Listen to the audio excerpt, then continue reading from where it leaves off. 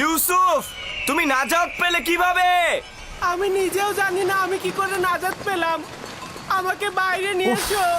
এইসব কথা বন্ধ করতে বলো। আমাকে বাইরে নিয়ে এসো। গত রাত কিভাবে কেটেছে তোমার? অনেক ভয় পেয়েছিলাম, বাধ্য হয়ে জীবজন্তুর পাশে ঘুমাতে হয়েছে আমার। কিভাবে পারলে আমাকে এই অবস্থায় রেখে যেতে? কিভাবে পারলে? আমার ভাই হয়ে তোমরা এই অন্ধকার কূপের মধ্যে আমাকে রেখে নিশ্চিন্তে কি করে ঘুমালে? এইটা ছাড়া আর কোনো উপায় ছিল না আমার।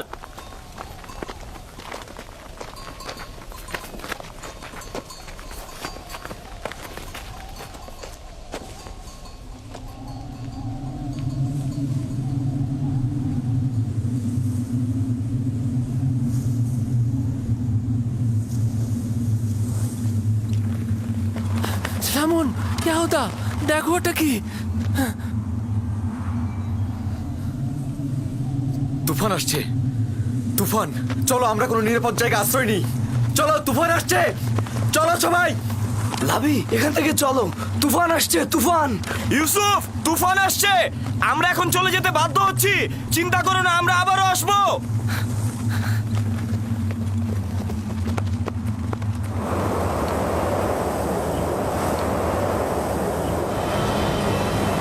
লাবি!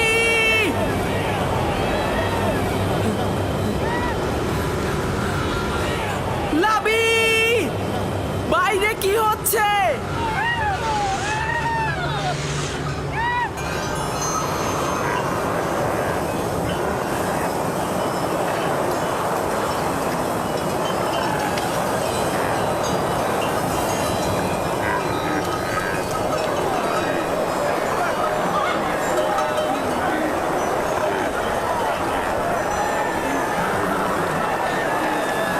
কাফেলারা তোমরা ছড়িয়ে ছিটিয়ে যাবে না, সংঘবদ্ধ থাকো। খেয়াল রেখো যাতে বাতাসে মালামাল উড়িয়ে নিয়ে না যায়। অনেক কাফেলার দিকে লক্ষ্য রেখো। তোমরা সবাই কাছাকাছি থাকো, একজন আরেকজনের কাছ থেকে বিচ্ছিন্ন হয়ে যেও না। ঘোড়াগুলোর লাগামটা শক্ত করে ধরে রাখো। ঘোড়াগুলো সব তৃষ্ণার্ত, আমরা সবাই তৃষ্ণার্ত। সামনে একটা কূপ থাকার কথা, কিন্তু সেটা আর কত দূরে? আর বেশি পথ বাকি নেই, তোমরা একটু ধৈর্য ধরো।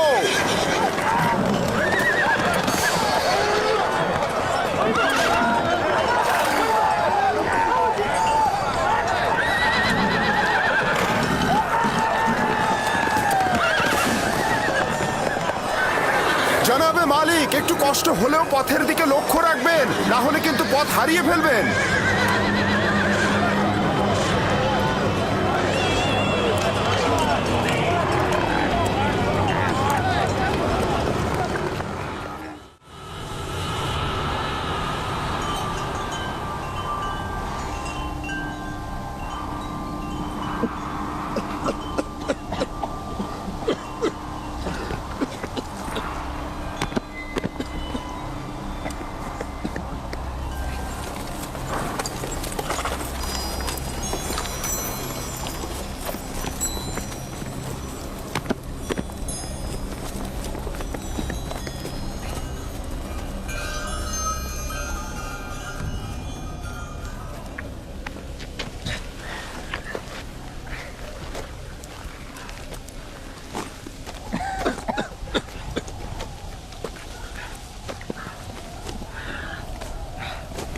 তুফান থেমে গেছে।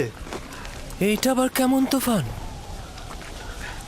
খুব ভয়ানক তুফান ছিল এটা, কিন্তু হঠাৎ শুরু হলো, হঠাৎই শেষ হয়ে গেল। বুঝলাম না।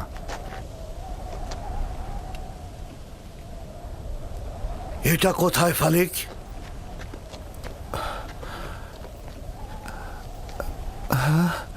খোদা আমাদের রহম করুক, আমরা তো রাস্তা হারিয়ে ফেলেছি। মনে হচ্ছে আমাদের দিগ্ভ্রান্ত করার জন্যই তুফানটাকে পাঠানো হয়েছে।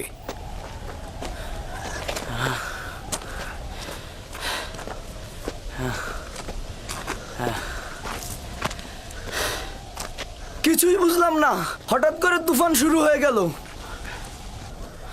আবার দেখতে দেখতে চলেও গেল।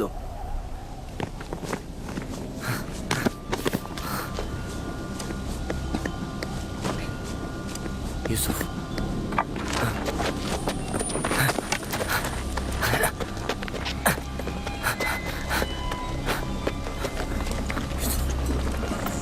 এখন কি করব? ঠিক জানি না, আমি আসলে এই জায়গা চিনি না।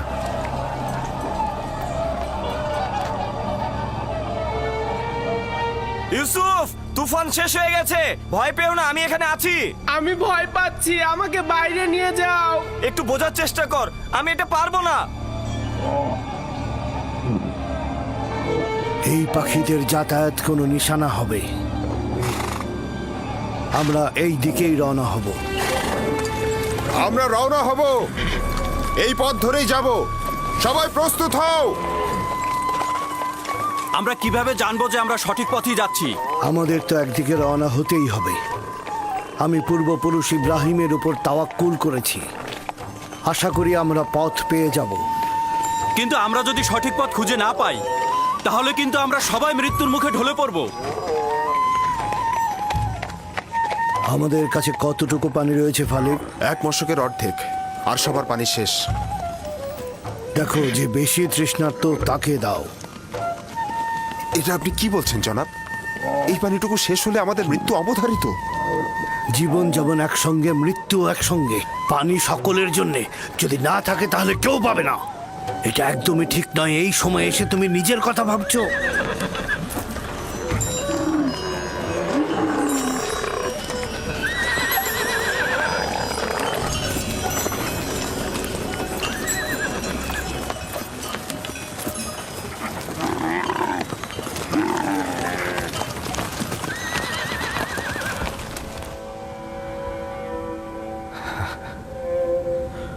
ওর মূল্য কেন বুঝলাম না। ও তো খোদার আমানত ছিল। খোদার তরফ থেকে নির্ধারিত হয়েছিল ও জমিনের নবী হবে। আমি ভালো পিতা হতে পারলাম না। যদি পারতাম তাহলে ওকে ভালোবাসতাম, নিজ হাতে ওকে দুশ্মনের হাতে ছেড়ে দিতে পারতাম না। সত্যি করে বলুন তো, আমার সন্তানদেরকে আপনি ইউসুফের শত্রু ভাবেন? তাহলে তুমি আমাকে কি ভাবতে বলছো? ভাইজানেরা একদমই ইউসুফকে ভালোবাসে না।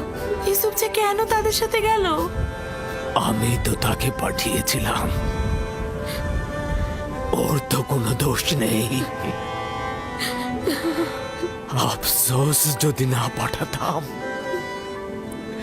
কেন তাকে পাঠালাম?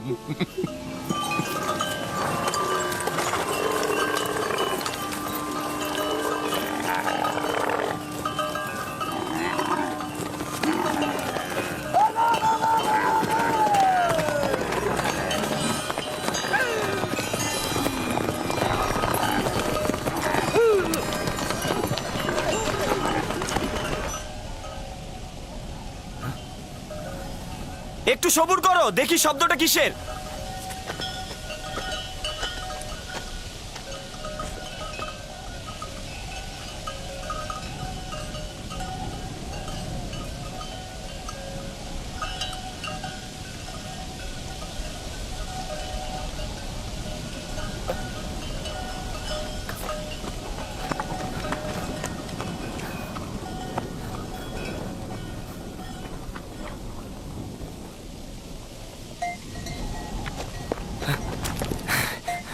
আমি মাত্রই দেখে আসলাম, একটা কাফেলা আসছে এইদিকে।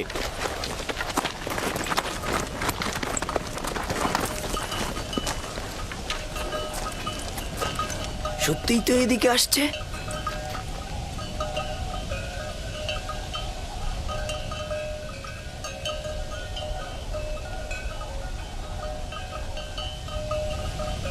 কাফেলার দল তো সাধারণত অন্য দিক দিয়ে চলাফেরা করে। ওরা এখানে কি করছে? ওরা এখানে আসবে না, আমরা এখানেই নিরাপদ থাকবো। ধরে নিলাম ওরা আমাদের দেখতে পাবে না, কিন্তু ভেড়াগুলোর কি করবে? আমাদের এখনো অনেক সময় আছে, ওরা এখনো অনেক দূরে। নাফতালি, হ্যাঁ বলো। ভেড়াগুলোকে এখান থেকে সরিয়ে ওই টিলার পেছনে নিয়ে যাও, যাতে ভেড়াগুলোকে না দেখা যায়। যাও।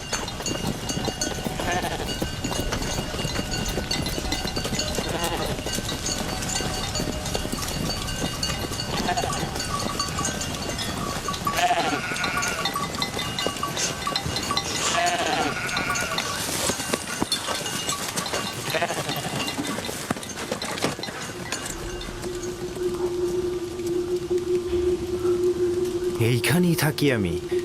ভেড়াগুলোকে আর দেখতে পারবে না। আমি টিলার কিনারায় ওই নির্জন বৃক্ষটাকে চিনি। ওইটা কেনানের পাথুরি এলাকা। ওই বৃক্ষের তলে একটা পানির কূপ রয়েছে। যদি অনুমতি দেন তাহলে এই সংবাদটা সবাইকে দেই। ফায়দা নেই, ওই কূপের পানি লবণাক্ত। আপনি নিশ্চিত ওই কূপের পানি লবণাক্ত? বেশ কয়েকবার আমি পথ অতিক্রম করেছি। এই কূপের পানি জীবজন্তুর জন্য উপযুক্ত নয়। কিন্তু পানি না পেলে কাফেলার সবাই মারা পড়বে। কিছু একটা করুন। আমাদের এখন কাজ হচ্ছে যত তাড়াতাড়ি সম্ভব রওনা করা, পরবর্তী কূপের কাছে তাড়াতাড়ি পৌঁছানো। কাফেলারদের যদি বাঁচাতে চাও তাহলে দিনের আলোর মধ্যেই পৌঁছাতে হবে।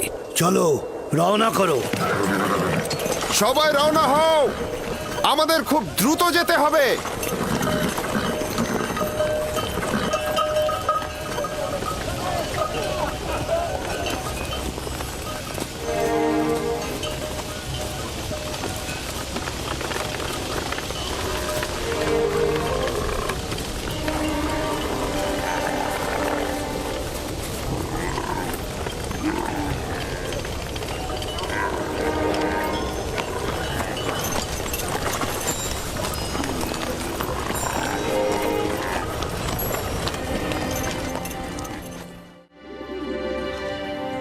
হে আমার মেহেরবান খোদা, যদিও আমার ভাইরা আমার উপর জুলুম করেছে, কিন্তু তুমি তো আমার উপর মেহেরবান।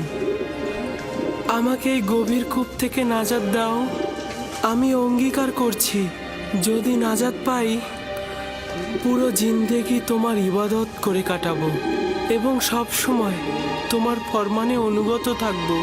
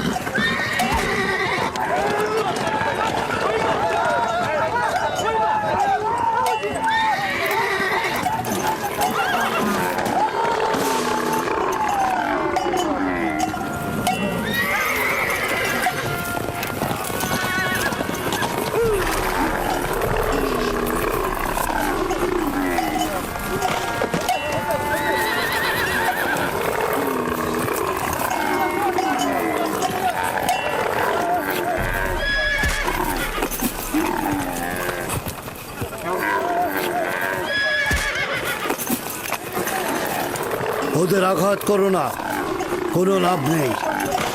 বরং আমরা কিছুক্ষণ এখানে অবস্থান করি।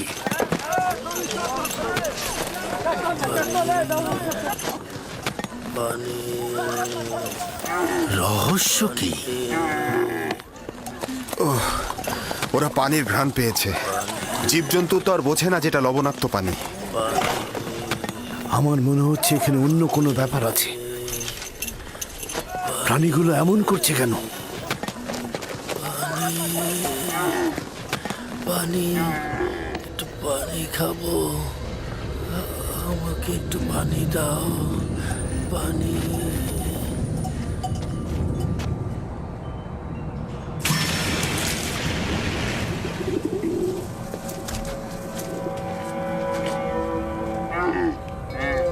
পানির শব্দ পেলাম, শুনেছেন?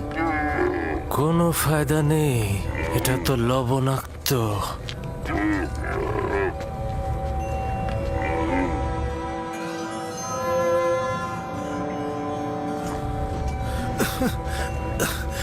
আমাকে একটু পানি দাও, আমি পানি খাবো। পানি দাও, দাও একটু পানি। এই কূপের পানি কি সত্যিই খাবার উপযুক্ত নয়? এই বৃদ্ধ লোকটি খুবই অসুস্থ হয়ে পড়েছে জনাব। আমরা এখান থেকে কিছু পানি উত্তোলন করি, আর কেউ না হোক প্রাণীগুলো তো খেতে পারবে। শুধু শুধু নিজেকে কষ্ট দিও না, বললাম তো এটা লবণাক্ত। তুলে দেখি না কি হয়। যা ইচ্ছা করো। বালতি নিয়ে এসো।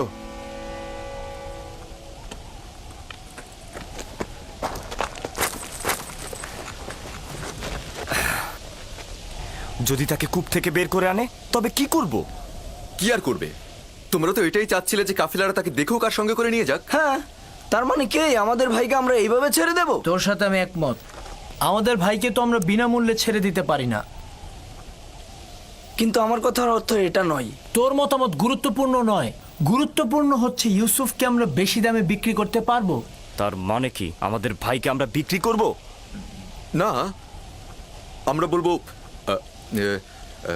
আমরা তো পলাতক গোলামকে বিক্রি করছি।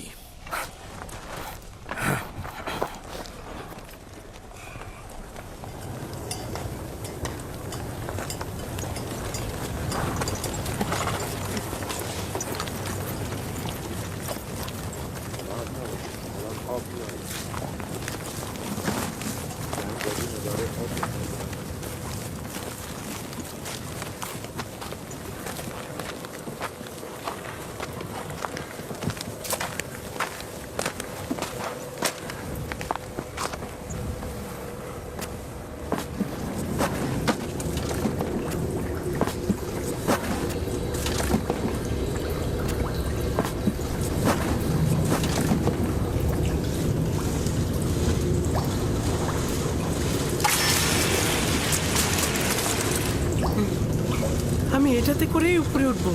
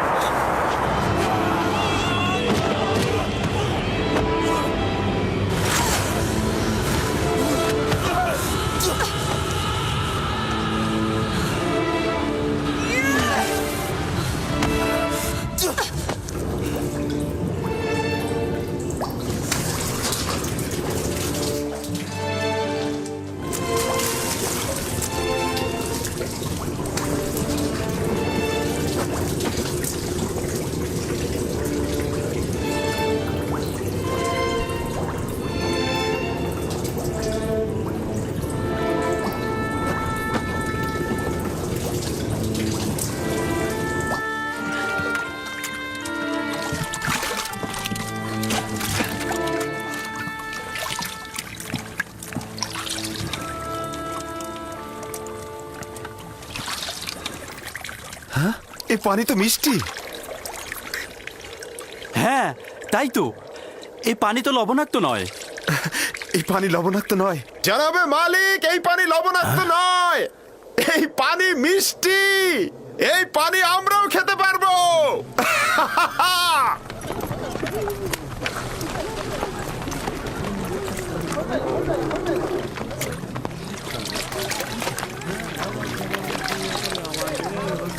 আজব ব্যাপার। হ্যাঁ, একটু মুখে নিয়ে দেখুন, কত সুমিষ্ট।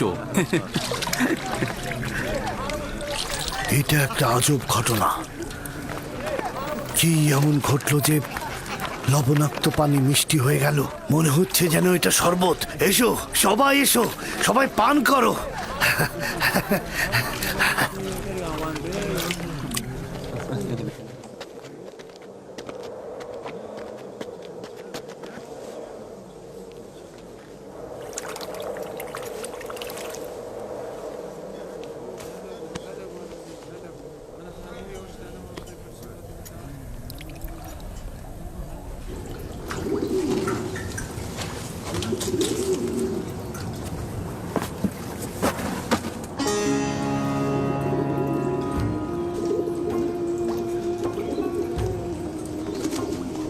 তুমি হলে বান্দাদের নাজাতের প্রতিনিধি, আর এরা হলো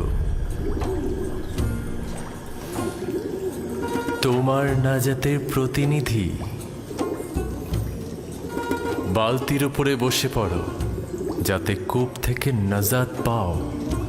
এই কূপ থেকে বের হয়ে কি আমি আব্বাজানের কাছে যাব? না, খোদা তাআলার এটাই ইচ্ছা, তুমি হবে বান্দাদের নাজাতের প্রতিনিধি। এই কাফেলার সঙ্গে দূরের কোনো দেশে চলে যাবে। তাহলে আমার আব্বাজানের কি হবে? আমি তো তাকে ভালোবাসি। তিনি অবশ্যই তোমার বিচ্ছেদে ধৈর্য ধারণ করবে, এটাই পরবর্তীকারের ইচ্ছা। আর কাফেলাদের কাছে তোমার ঠিকানা গোপন রাখবে। পারতপক্ষে তাদের প্রশ্নের খুব কম উত্তর দেবে। কিন্তু আমার পিতা তো আমার বিচ্ছেদ সহ্য করতে পারবে না। বিচ্ছেদের শোক তো মৃত্যুর শোকের চাইতেও উত্তম। যদি পিতার কাছে ফিরে যাও, তোমার ভাইরা তোমাকে হত্যা করবে। সুতরাং নীরব থাকো, পরওয়ারদিগারের ইচ্ছার মূল্যায়ন করো।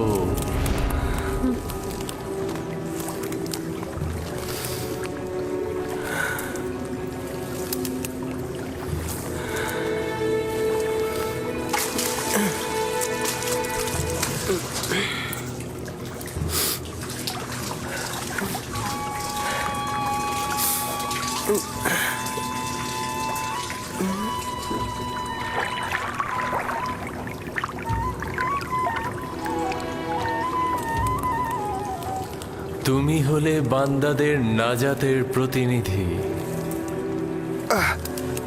এই আমাকে একটু সাহায্য করো। এটা তো ভারী হলো কি করে?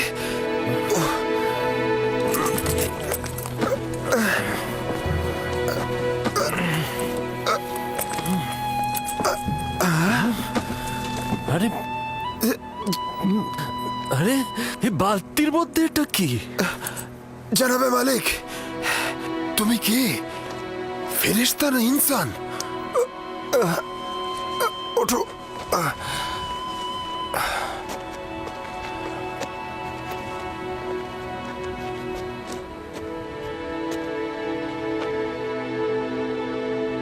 তুমি এখানে কি করছো পুত্র আমার? হে খোদা, এত সুদর্শন বাচ্চা আমি এর আগে কখনো দেখিনি। তুমি কূপের মধ্যে কি করছিলে? কারো জন্য অপেক্ষা করছিলে?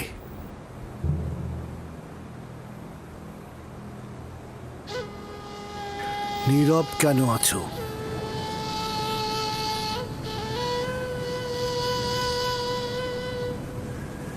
আমার ভাষা বুঝতে পারছো না নাকি ভয় পেয়েছো?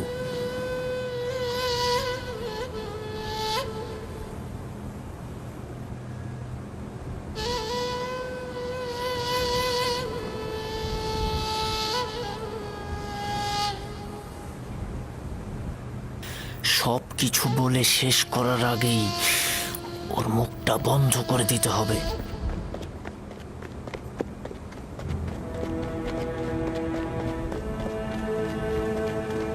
শোনো, আমিও ইব্রানি বংশের সন্তান।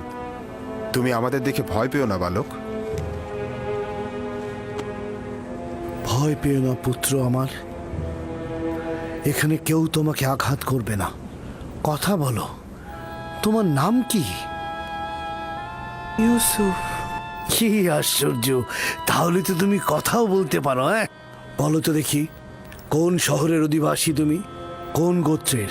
কার সন্তান? আমি বলবো না।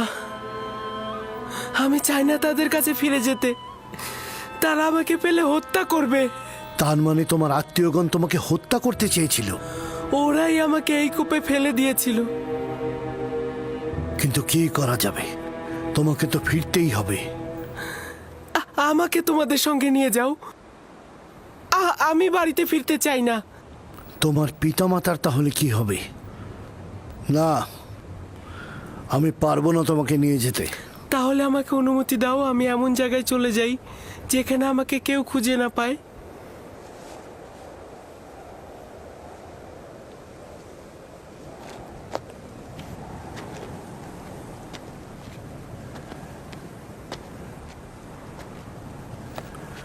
এই বাচ্চাটাকে নিয়ে কি করা যায় ফায়েক?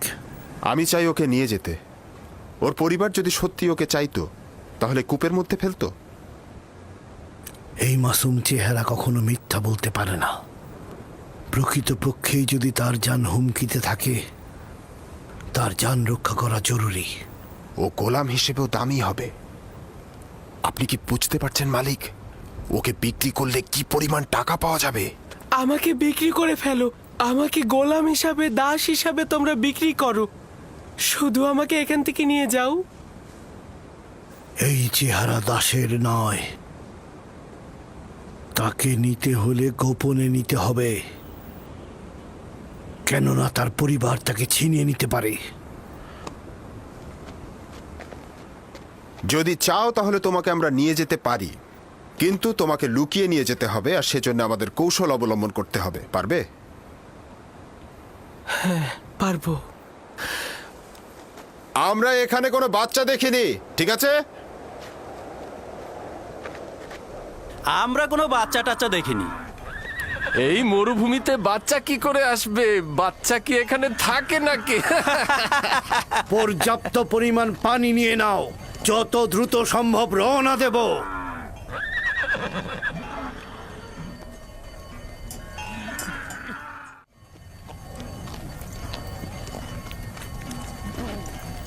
এরা কারা? এরা দস্যু নয় তো? সবাই অস্ত্র নিয়ে প্রস্তুত হও।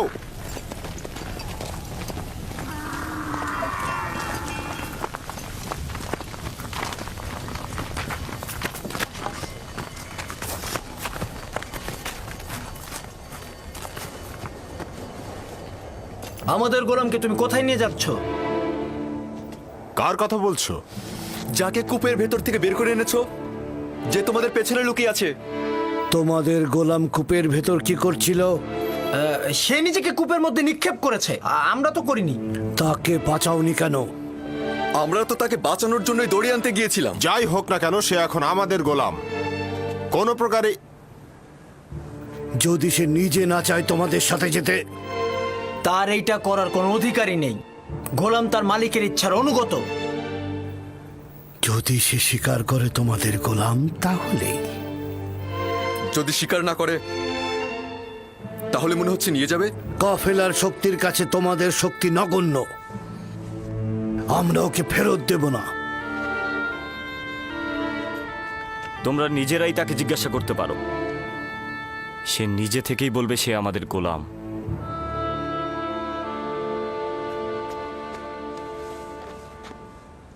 তুমি এদের ভয় পেও না, তোমার কোনো ক্ষতি করতে পারবে না এরা। শুধু বলো, তুমি কি এদের গোলাম? আমাকে মিথ্যা বলার শিক্ষা দেওয়া হয়নি।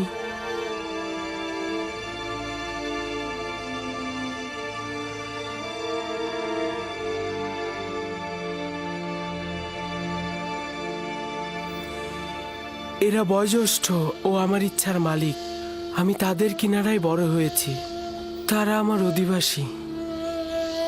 শুনলে তো, সে নিজেই বলেছে সে আমাদের গোলাম। ওর কথায় এখনো কিছু স্পষ্ট হয়নি। তুমি নির্ভয়ে আমাকে বলো, তুমি কি এদের গোলাম?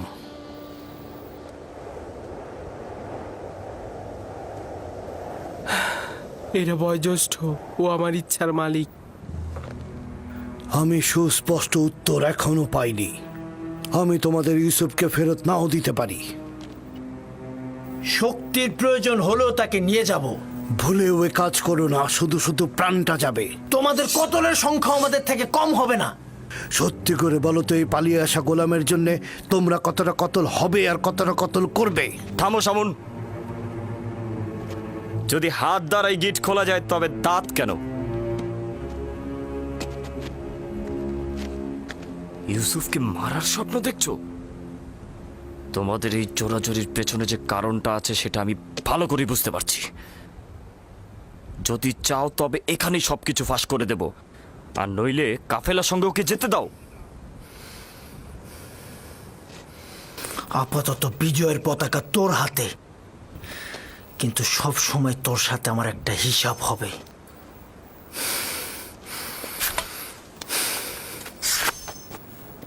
এই গোলামের মালিকানা পাওয়ার জন্যে আমার মনে হয় না কোনো রক্তপাতের দরকার আছে। ইউসুফের মালিক হব কি হব না সেটা পরের ব্যাপার। আপাতত এটা বাদ দিচ্ছি। তুমি কি তোমার মালিকদের সঙ্গে যেতে চাও?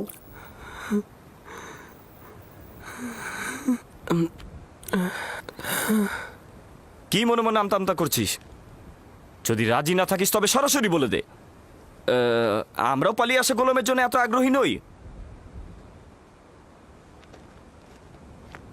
আমরা ওকে বিক্রি করে দিতে চাই, আপনারা কি ওকে কিনতে চান?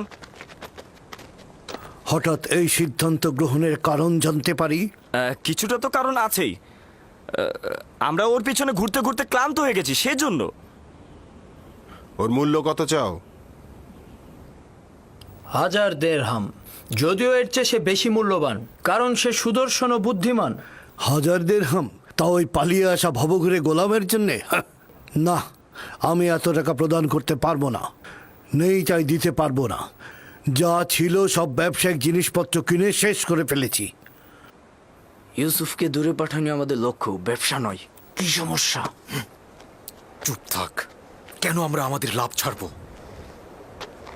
হয় ব্যবসায়ীদের কাছে যা আছে তা নিয়ে নাও, নয়তো আব্বাজানের কাছে ইউসুফকে নিয়ে চলো। এবার সিদ্ধান্ত তোমার ওপর। কত দেরহাম আছে?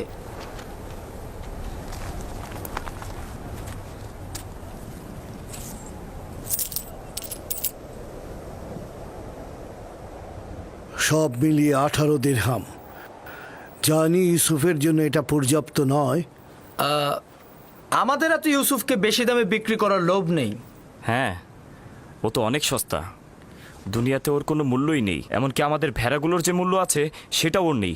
দেখতেই তো পাচ্ছেন কি করে ব্যবসায়িক উদ্দেশ্য গোপন করে ওকে আমরা স্বল্প মূল্যে বিক্রি করে দিচ্ছি। নিশ্চিত থাকো, এই উপহাসের জবাব তুমি নিশ্চয়ই পাবে। কি হলো? তোমাদের গোলামকে কি তোমরা বিক্রি করবে না? করব, বিক্রি করব। তবে আমাদের কিছু শর্ত আছে। কি শর্ত? প্রথমত, ওকে তোমরা বেঁধে নিয়ে যাবে যাতে পালাতে না পারে। আর দ্বিতীয়ত, ওকে দূরের কোনো দেশে নিয়ে যাবে যাতে সে কোনোদিন আর ফেরত আসতে না পারে।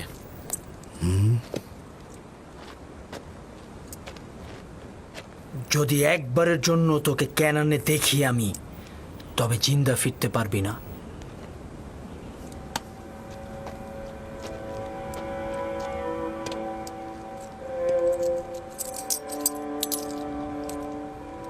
আমি যে কিনলাম তার সনদ লাগবে, নইলে গোলামকে আমি কোথাও বেচতে পারবো না। আচ্ছা, ঠিক আছে। ফালেক, চামড়া ও জওহার নিয়ে এসো।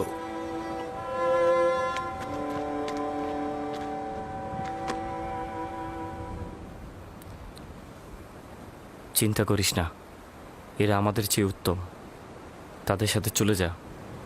এখানে অনেক বিপদ আছে। আমাকে ক্ষমা কর, আমি তোর জন্য কিছুই করতে পারলাম না। এইটা খোদাবান্দেরই ইচ্ছা যে আমি কাফেলদের সঙ্গে যাব, কিন্তু তোমারও ভাইজানদের জন্য আমি চিন্তিত। খোদা তোমাদের রহম করুক। আমি সবার জন্য দোয়া করব। এমন না হয় আব্বাজান আমার বিরহে কষ্ট পাক, তাকে সান্ত্বনা দিও। গোলামের পরিচয় লেখো, আর সদিচ্ছায় যে বিক্রি করলে তাও লেখো। আর ভুলে যেও না সনদের নিচে নাম ও মোহর উল্লেখ করতে হয়। লাবি, বেনিয়ামিনের প্রতি যত্ন নিও। তোকে একটু আদর দিতে ইচ্ছে করছে, কিন্তু এরা তো আমাকে সন্দেহ করবে। নিজের দিকে খেয়াল রাখিস। খোদাবান তোর পাশে সব সময় আছে। নিজেকে তার উপর ছেড়ে দে। সে অতীতের ন্যায় তোকে সবসময় হেফাজত করবে।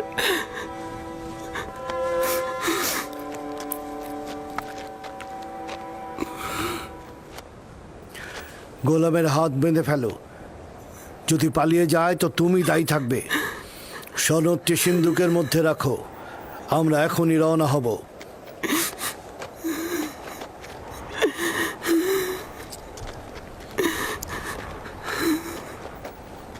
চলো যাই।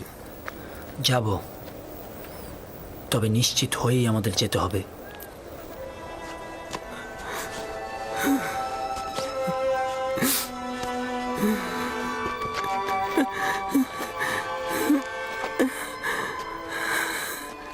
রওনা করো। চলো যাই।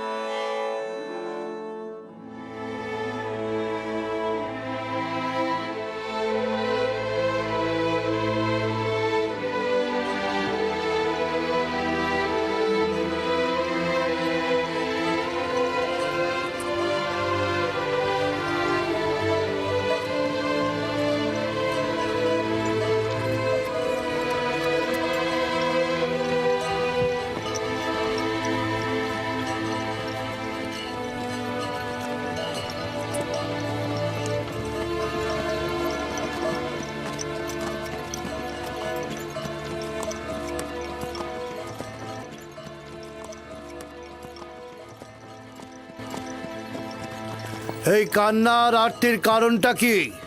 যদি আমার বিক্রেতাদের সঙ্গে খোদা হাফেজি করতে পারতাম, কেউ আমার সাথে খোদা হাফেজি করলো না। আজব, আমি তো তাদের মধ্যে তোমার জন্য কোনো দয়াই দেখলাম না, আর তোমারও তো তাদের জন্য ভয় ছাড়া আর কিছুই ছিল না। আর তুমি কিনা তাদের সাথে খোদা হাফেজ করার জন্য ব্যাকুল। এটা কি ধরনের আসক্তি? যদিও তারা আমাকে অনেক ঘৃণা করে, কিন্তু আমি তো তাদেরকে অনেক ভালোবাসি। তোমার জন্য এটাই ভালো হবে অতীতের সবকিছু ভুলে যাওয়া, কারণ আজ থেকে তুমি আমার গোলাম।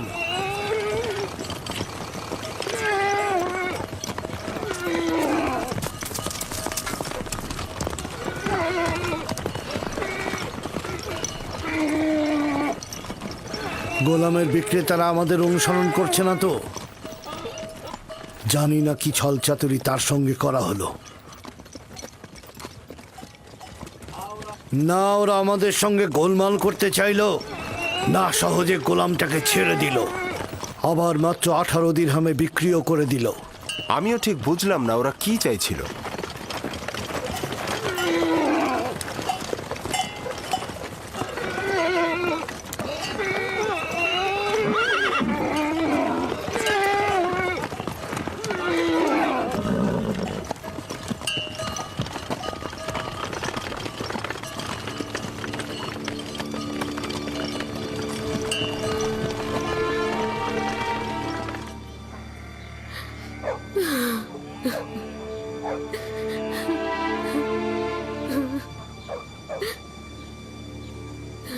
অনুভব করছি ইউসুফের অবস্থা ভালো নয়। বুকের মধ্যে খুবই কষ্ট হচ্ছে আমার।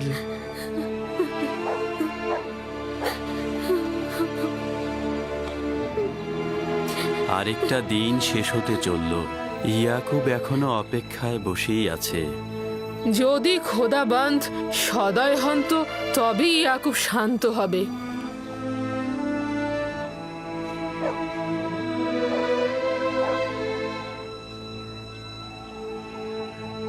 আমার মনে হচ্ছে এই ঘটনার জন্য আমিই দায়ী। খোদাবন্দ আমাদের ক্ষমা করুক।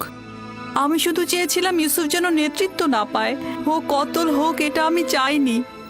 ইয়াকুব নবী বিশ্বাস করছে না, কিন্তু ইউসুফ তো কতল হয়েছে।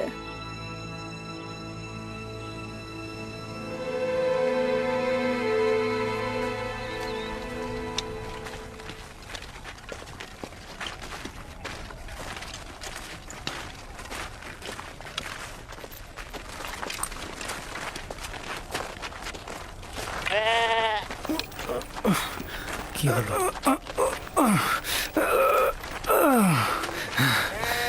কি হয়েছে? হ্যাঁ,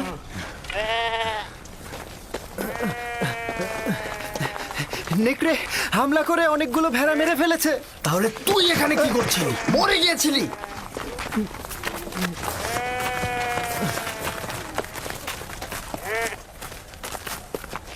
নেকড়ের সংখ্যা অনেক ছিল আর আমি সেখানে একা ছিলাম। কয়েক দিক থেকে আক্রমণ করেছে, এখানে আমার দোষটা কি?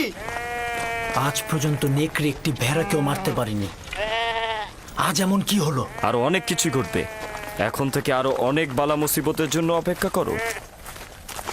একে একে আরো অনেক বাধার সম্মুখীন হব আমরা। এটা তো মাত্র শুরু, আরো কত বাকি আছে। নেকড়েগুলো যে আমাদের হামলা করেনি এটাই তো অনেক। আমি তোর কথা সহ্য করতে করতে ক্লান্ত হয়ে গেছি।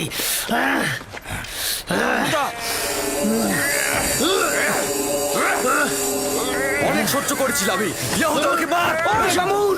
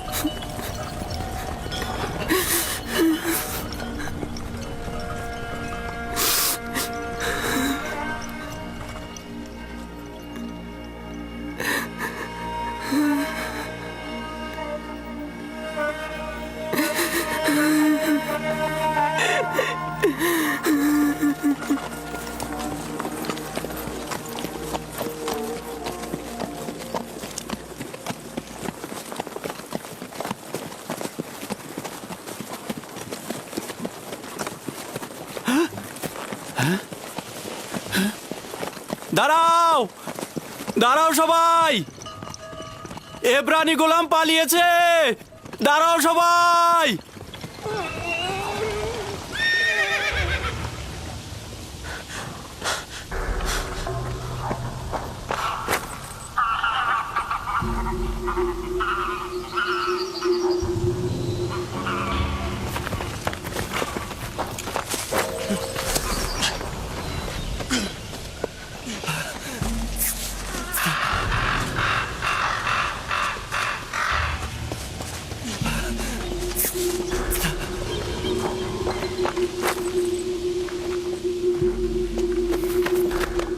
ইউসুফকে দেখেছো?